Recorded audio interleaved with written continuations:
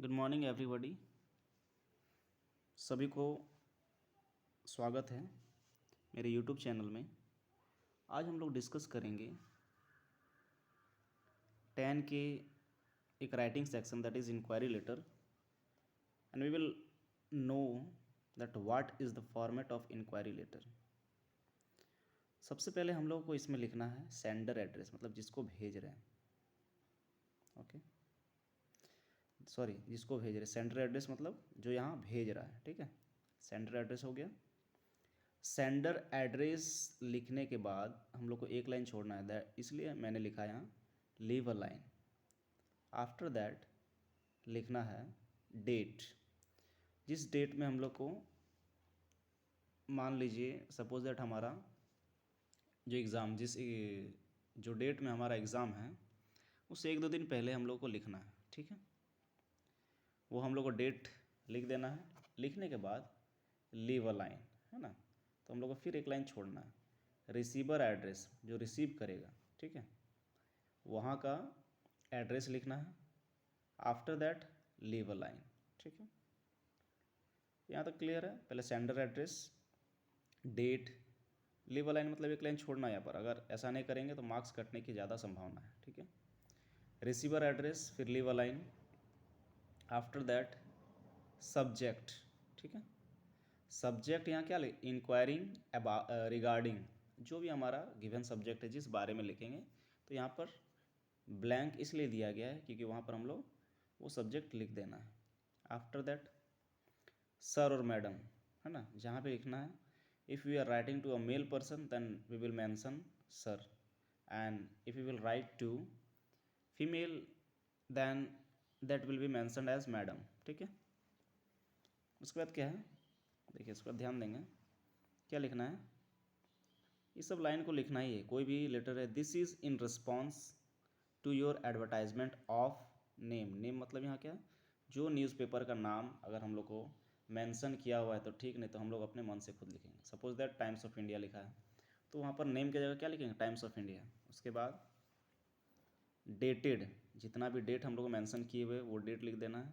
About, अब about में क्या लिखना है, अगर कोर्स के बारे में, ठीक है, तो यहाँ कोर्स मेंशन कर देना है। सपोज दैट अगर वहाँ पर बोला गया है कि इंग्लिश कोर्स के बारे में हमें जानकारी लेनी है तो वहाँ पर कोर्स मेंशन कर देंगे। प्रोडक्ट्स के बारे में जाननी है then we will mention products.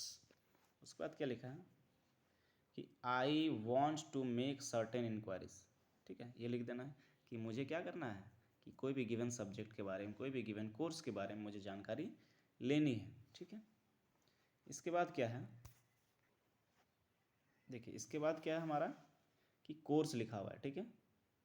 अब हम लोग कोर्स जो है सब्जेक्ट इसमें दिए थे, तो कोर्स लिखने के बाद हम लोग को ये पॉइंट लिखना है, ठीक है, कि अगर हम लोग कोर्स के बारे में जानकारी लेनी है तो क्या उसमें पहले करेंगे कि फ़ीस स्ट्रक्चर हमें जाननी है। क्या फ़ीस स्ट्रक्चर जाननी है, तो उसमें हम लोग पहला मेंशन कर दिए कि हमें क्या जानकारी लेनी है, फ़ीस स्ट्रक्चर। फिर second duration of the course, कि जो भी गिवन कोर्स है उसका ड्यूरेशन हमें जानना है। थर्ड क्या है, ट्रांसपोर्टेशन फैसिलिटीज़, ये। Fourth date of commencement, commencement starting of the given course. अगर हमें सपोज़ इंग्लिश कोर्स कहीं स्टार्ट हुई है और हमें उस बारे में जाननी है तो हम लोग क्या लिखेंगे, इंक्वायरी लेटर लिखेंगे। अगर वो कहीं एडवर्टीजमेंट में हमें दिख गया, कहीं पेपर में दिख गया, तो डेट ऑफ कमेंसमेंट मतलब कि starting of the given course. Number of students पर बैच में कितने स्टूडेंट्स है ये भी हमें जाननी होगी, otherwise we will not cope up in that course. After that देखिए क्या है, ये तो सभी लेटर में ये रहेगा, I would kindly request you to send me the information of the related subject, ठीक है। अब ये क्या है कि मैं आशा करता हूँ कि इस बारे में मुझे आप क्या करो, इन्फॉर्मेशन सेंड करेंगे। उसके बाद looking forward to hearing from you soon, ठीक है। अब ये हमारा, ये कोई भी अगर लेटर रहे तो ये हमको लिख देना है, सेम रहेगा। बाकी जो सब्जेक्ट अलग रहेगा, है ना, और पेपर का नेम अलग रहेगा। कोर्स है, हम लोग यहाँ कोर्स के लिए एग्जाम्पल के तौर पे लिए कि अगर कोर्स हम लोग का गिवन रहेगा तो उसके लिए हम लोग क्या लिखेंगे। After that thanking you, your sincerely और नेम, ठीक है। एक लाइन छोड़ के यहाँ पर क्या लिखेंगे, थैंकिंग यू लिखेंगे। फिर योर सिंसियरली कर देंगे, और जो गिवन अगर क्वेश्चन में नेम दिया हुआ है ना, तो हम लोग को यहाँ पे क्या कर लेना है कि नेम लिख देना है। गिवन नेम लिखा है तो वो लिखेंगे, अदरवाइज हम लोग खुद का अपना नाम लिखेंगे। समझ में आ गया बात को? तो ये हमारा इंक्वायरी लेटर फॉर्मेट था। मुझे आशा है कि सभी को समझ में आ गया होगा। तो ये हमारा फॉर्मेट है, इंक्वायरी लेटर फॉर्मेट, ठीक है। नेक्स्ट वीडियो में हम लोग एक एग्जांपल के तौर पे लेंगे कि अगर कोई भी क्वेश्चन दिया हुआ है उसके रिलेटेड हम लोग इस फॉर्मेट में कैसे बनाएंगे। सो आज के लिए थैंक यू। बाकी हम लोग नेक्स्ट एक क्वेश्चन बनाएंगे इंक्वायरी लेटर से, और भी हमें अच्छी तरह से समझ में आ जाएगा। Okay bye.